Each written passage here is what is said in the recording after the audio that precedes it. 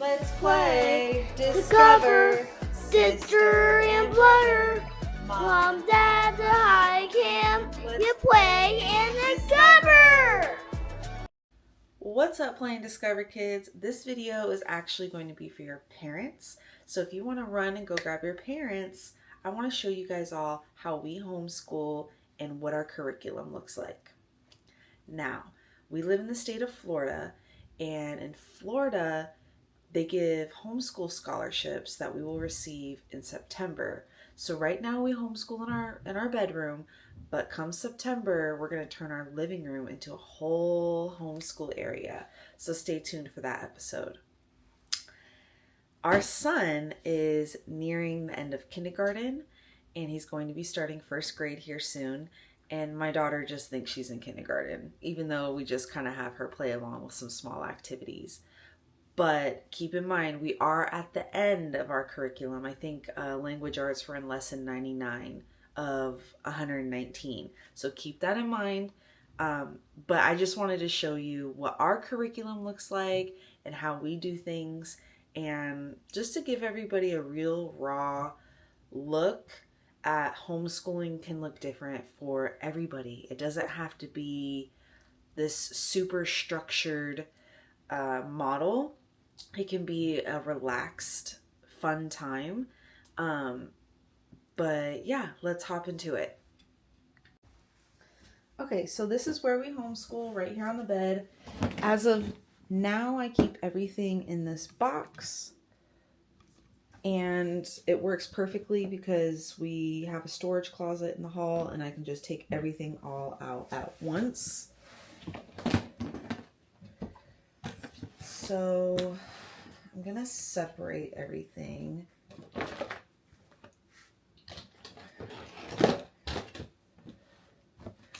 So this is our language arts.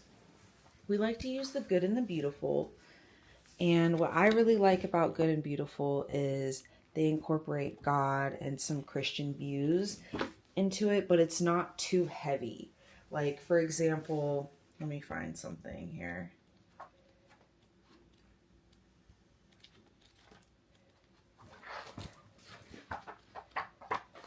For example, like this painting. Some of the directions will say, pick out some of the items that you see God created, like the rocks or the water or the grass or something like that. So it's very light. It's not teaching you or your children anything about the religion. It's just very lightly engaging. Okay, let's see if we can get a better view. All right.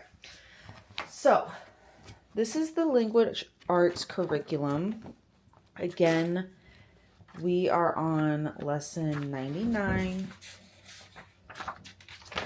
So today we're going to be learning about how to use the ing ending. I don't know if you can see that. So he's already on some pretty big words. If you look at the beginning, what I really like about this course is, number one, they give you like how to pace the course, and it's mentioned multiple times in here that you need to go at your children's pace. If they go a little bit slower, it's completely okay. If they go faster, that's okay too. Now, lesson number 1 is on vowels. So I taught them a song. It goes A, E, I, O, U, sometimes Y, I don't know why. And I taught them that song because later on, much later on, you learn that Y can also be used as a vowel. For example, the word my. Usually there's a vowel in every single word, but the word my does not contain a vowel, and that's because Y is acting as the vowel, correct? So there is almost no computer work involved, except you have these letter tiles. This is done on an app, and the teacher or myself will keep the book, and I will sound out the words with him. I'll go bed, b-e-d, and then he'll spell the word on letter tiles. So there's very light computer work, which I really like. This is a very personable curriculum. Now, a lot of people have success with Good and Beautiful. Some people don't have success with Good and Beautiful. For us, it's worked amazing. My son has gone from being able to read words like at, am, in, on, to words like, he can read this whole thing. You know what I mean? So, and that's just lesson 57. So now we're on lesson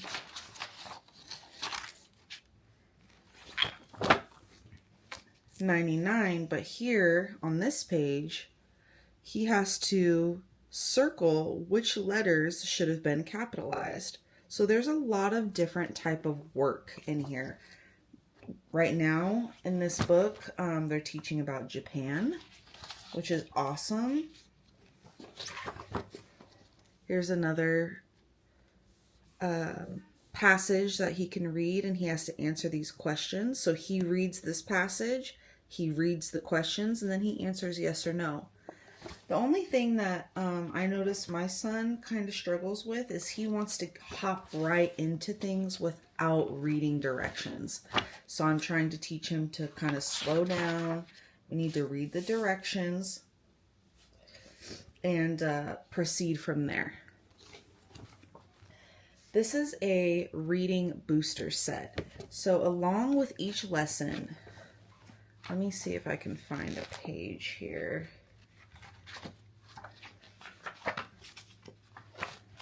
Okay, perfect. So I just opened to a random page, and it says up in the top corner that he should be at reading booster card 9 by the time he gets to this lesson. That's not a for sure thing, but it's just a guide. In the beginning, it tells you how to use the cards. And let's go to card 9. So card 9 and card 8. So card 8 kind of introduces him to using S as the Z sound, which completely correlates with the lesson.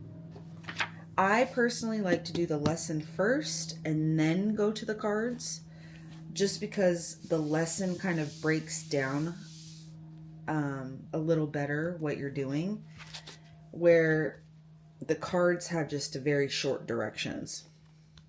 Now, card 9, if you look closely at the bottom of card 9, it says he should be at the reading book number 5, the jet. So you see how everything starts to correlate? You get these reading booster books. Right now he's on book 18, but if you look back to book 5, it's the jet. And inside this book will also correlate with the sounds and the lesson that he's using here.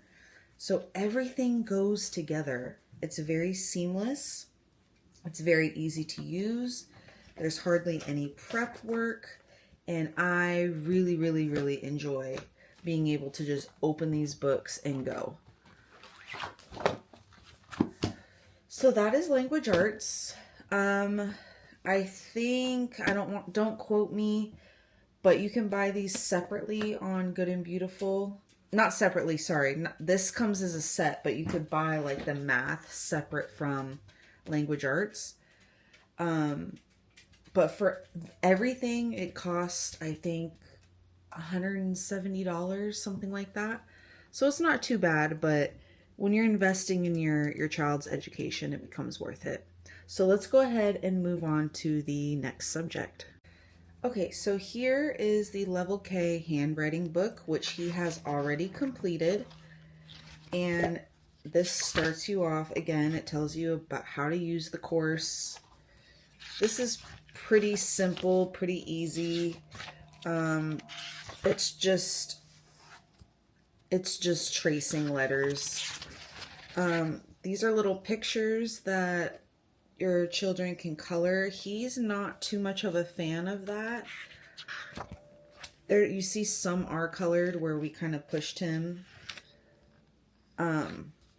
But then back here, let me go to a page. You can use these empty spaces to write things rather than have them color pictures. So he did complete this course. And as you move along,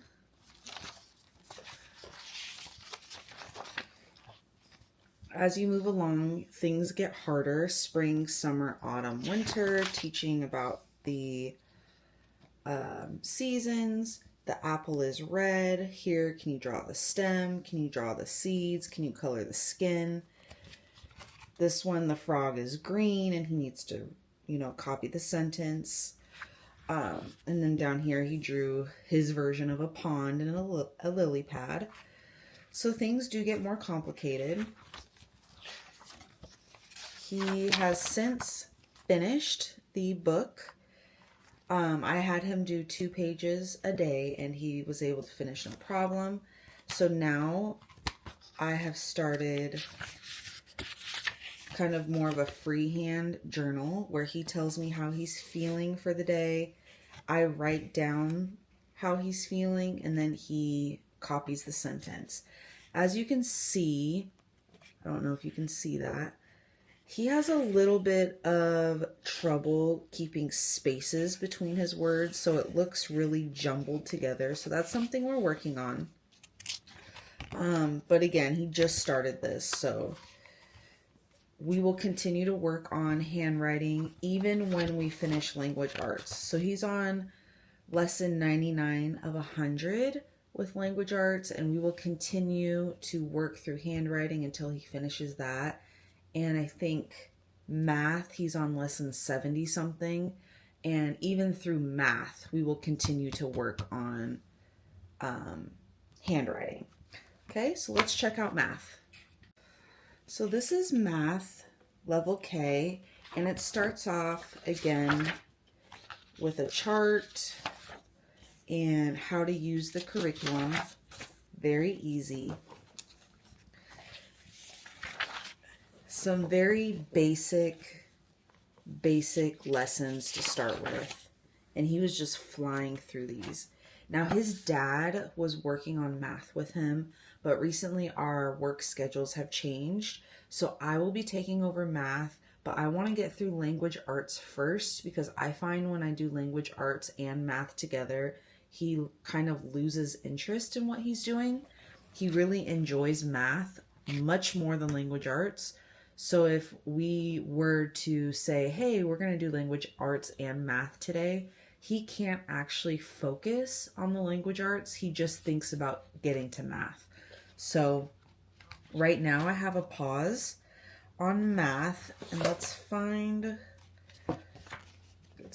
where he's at.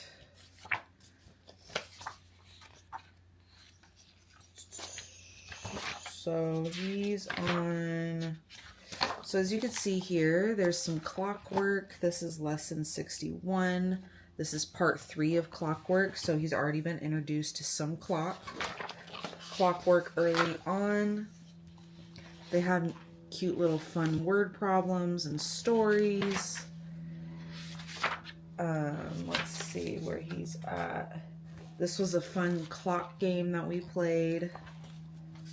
Me, him, and his dad played that game, so that was fun. So yeah, he is on lesson 70, and I'll be quite honest with you, he really loves math, and he just blows through these lessons. Right now we're doing about 4 lessons of language arts in a day, and it takes us about an hour. And with math, he could blow through 8 lessons quickly. He just really enjoys it. So lesson 70, he's learning about patterns. Right here, he's filling in the chart with the missing numbers. He's finding the squares in the pictures. This is a lot of fun activities. Right here, lesson 72, he's learning about a calendar, and it looks like a lot of reading, but truthfully, it's just introducing the child to the concept. And I really like this because, again, this book you can just open and go. There's no true prep work needed with it. So here's the calendars. Here's some number blocks, teaching him about number blocks. And then there's this fun little kit that comes with,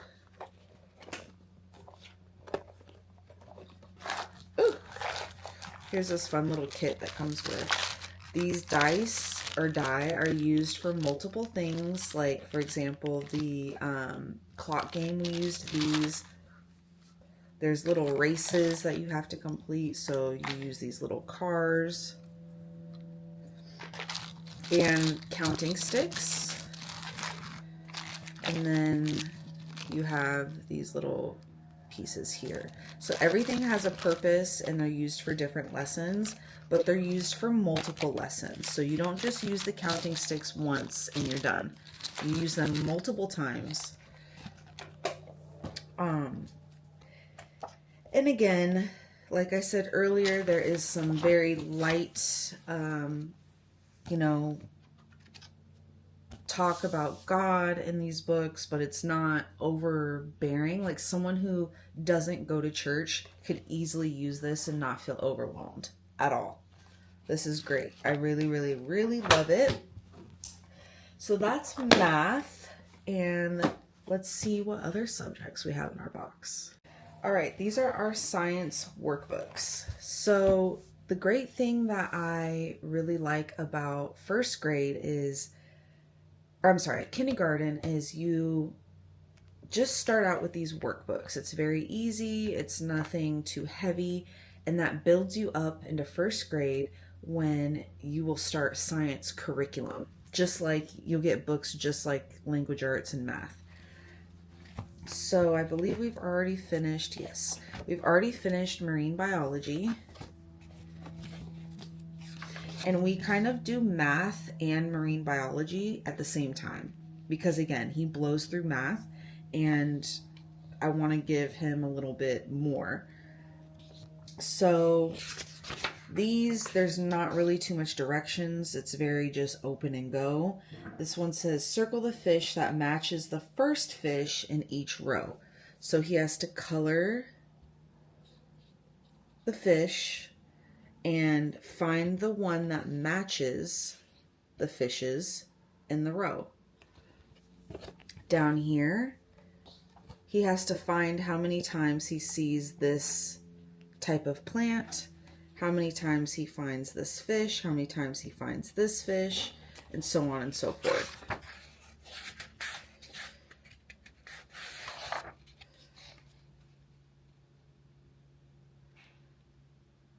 So here, this one just says that you're tracing the lines to connect each sea creature to its body.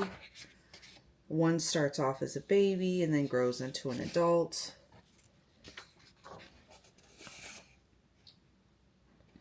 This one says circle the 6 items in the top picture that you don't see in the bottom. So kind of like spot the difference.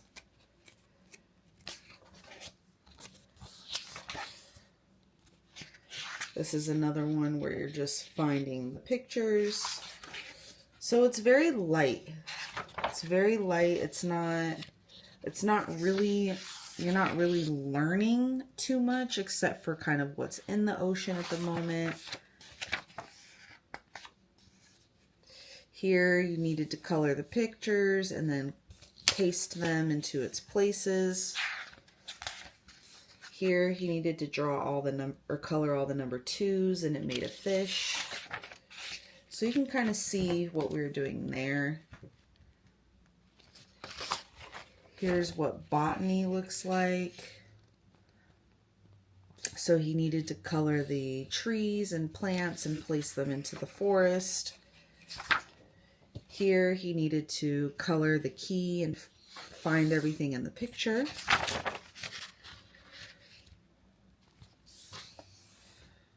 Same thing with marine biology. He needed to find these pictures in the bigger picture and color how many times he found them. It's just very light work, right? Nothing too heavy. This is kind of the most that it goes into, like this flower. It's saying that water goes up through the roots, carbon dioxide is released through the petals, the plant is soaking up the light, and it releases oxygen.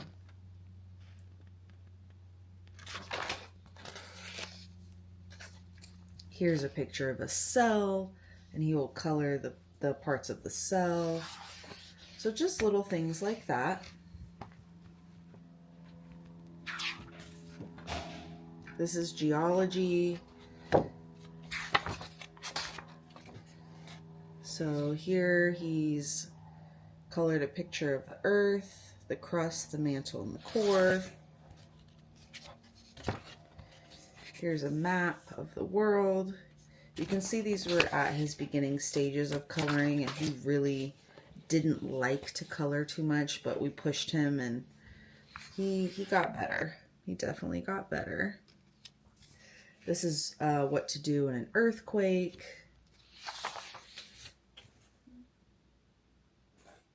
Different types of explosions for a volcano. Different types of volcanoes. So yeah, here's some on crystals. So very cool. And then last but not least, this will be the last book that we complete, is Space Science.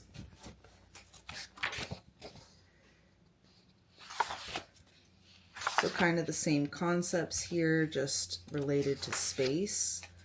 Now when he gets to first grade, the curriculums are divided up into 4 different curriculums based on these books.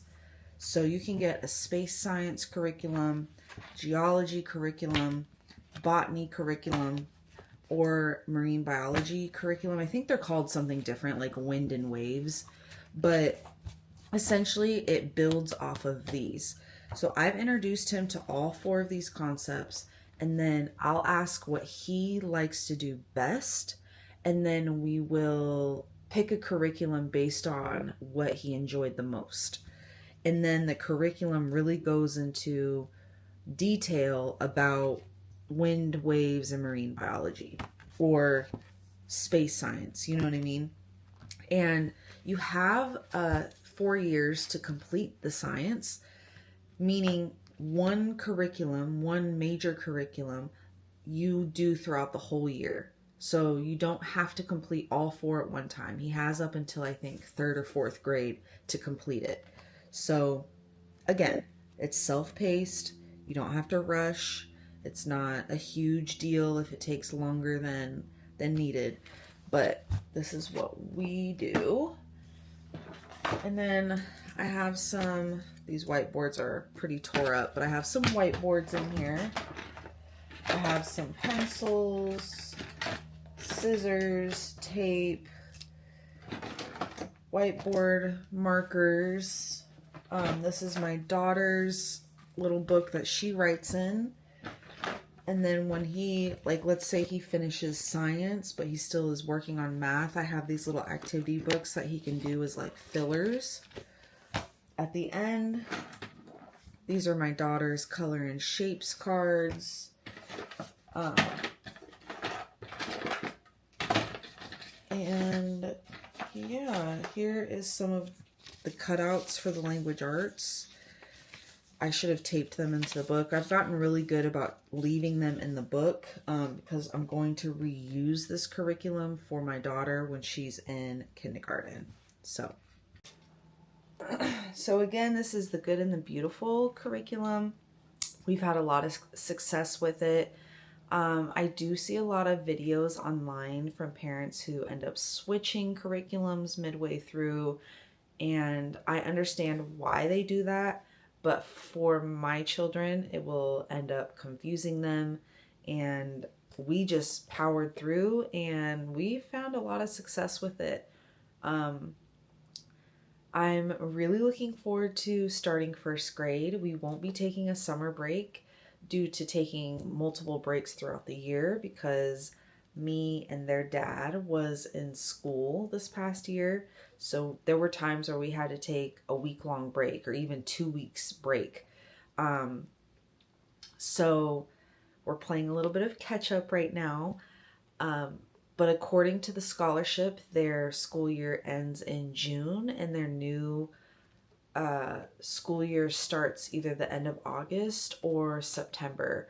So as long as I finish this curriculum by September, which will be done here in just a few days, we'll be right on track. So I'm not worried about that. In terms of a review, I highly, highly recommend Good and Beautiful. Again, there is very light talk about God in the books. It's for someone who doesn't go to church, we go to church, but I'm saying for somebody who doesn't go to church, it's not overwhelming. It's not talked about on every single page. It's like maybe 1 in 10 lessons they bring it up, and it's they're not teaching you any like passages or Bible teachings. It's nothing like that. It's very, very tasteful in how they present the material. I would highly recommend trying Good and Beautiful if you're thinking about homeschooling. We really have enjoyed the curriculum, and they get so excited when they know that we're going to be doing kindergarten for the day. And I'm in love. I love being a homeschool teacher, and I really enjoy watching my children, their brains expand and learn. And my son went from not knowing how to read or write to now he blows past the directions and just wants to get into his work. And I have to say, slow down a little bit. We have to read the directions and figure out what we're doing. But I highly recommend this material to anyone that is thinking about homeschooling. And as I showed you, we homeschool with minimal materials. And I just wanted to show you all that it can be done. You don't have to have a full homeschool room to do it. We will be getting our scholarship in September, so I will build a small homeschool in our living room. But needless to say, we do it with minimal materials and we still have fun. I think they get the same quality of teaching, whether we have a ton of homeschool materials or minimal. Either way, the kids are happy. So, all right, parents, thank you so much for tuning in. I hope this gives you a better insight onto what our homeschooling looks like. And when I get the homeschool room set up, I will show you guys exactly how we go through things, what our day looks like, and how much my kids love to learn. Till next time, bye, Play and Discover family. Let's play, discover, sister and brother, mom, dad, the high camp, you play and